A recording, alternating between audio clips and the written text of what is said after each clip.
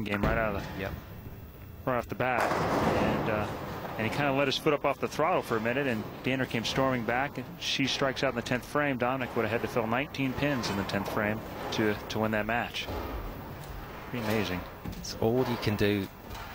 Make your opponent play, and time again the bowlers will say it's not about who you're playing, it's about how you play the lane, and we all know that. But Chris, it's impossible to not recognise that there's an opponent on stage with you. Sure, and you know, with a Paul Moor, there's some history there that leads you to believe that 500 is kind of the number you have to shoot for to have a chance, and sometimes it can force your hand into something that you didn't have to. You may only have to shoot 470 because you've made some mistakes pressing too hard or trying to go for too much when it's not there, and you only shoot a 430 or 440 and get beat. Everybody in this field is so talented, though, that big strings are inevitable, I think, regardless. It is not happening for either player at the moment. We are strikeless for, well, I make that 8 frames now between the two of them.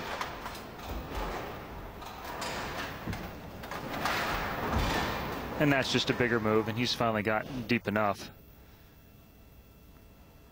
At least he can afford to smile about it. It's not going to cost him anything in the match overall.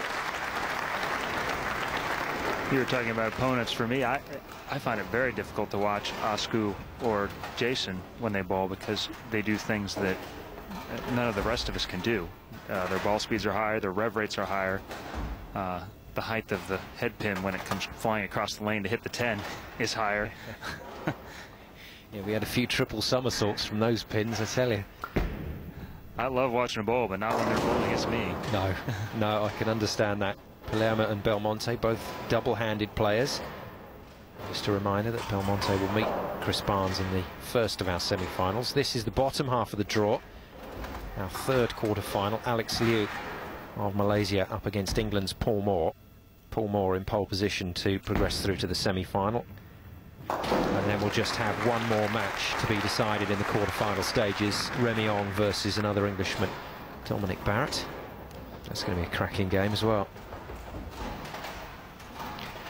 Well, it's good to hear from our statsman Andy Penny, Chris, that Alex is still trying to make some changes there. He's still trying to work this lane. Yeah, this rev rate has gone up the last couple shots. He has changed balls, and that last ball he threw seems to hook more. It seems to put him more in the same part of the lane as Paul.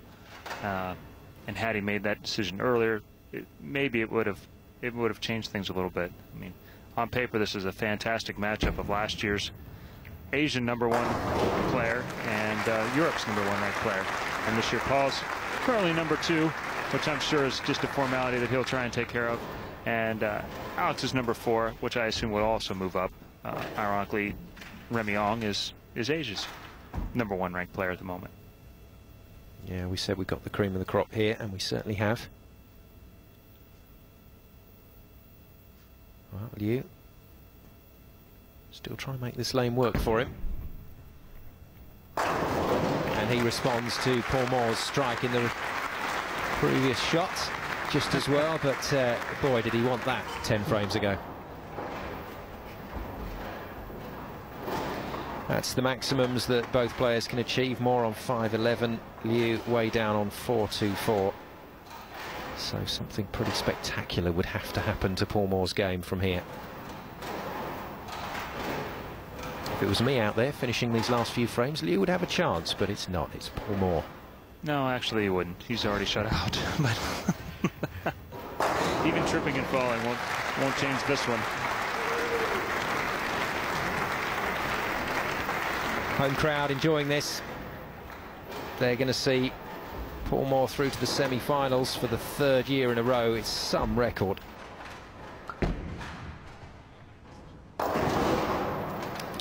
It's providing quite a nice bit of supplemental income for him.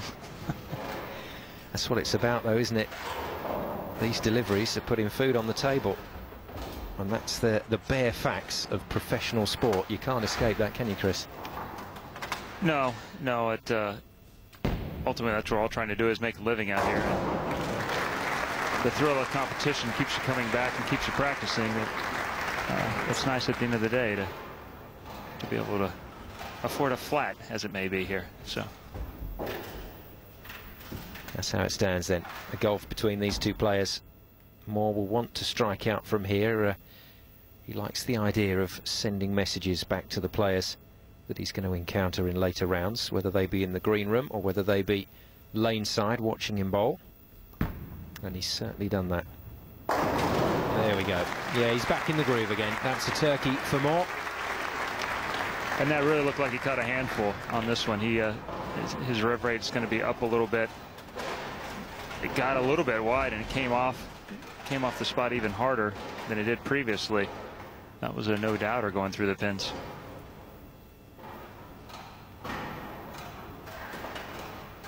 So this really a chance for Moor to relax. Might see just a touch of experimentation here, just to see what's happening. Pop that out just a touch wider, did he? Great call. He looks like he moved 5-6 boards to the left, scored up on closer to the first arrow, just to see what was out there. And much like Alex, when he moved out there, it looked like it went a lot longer.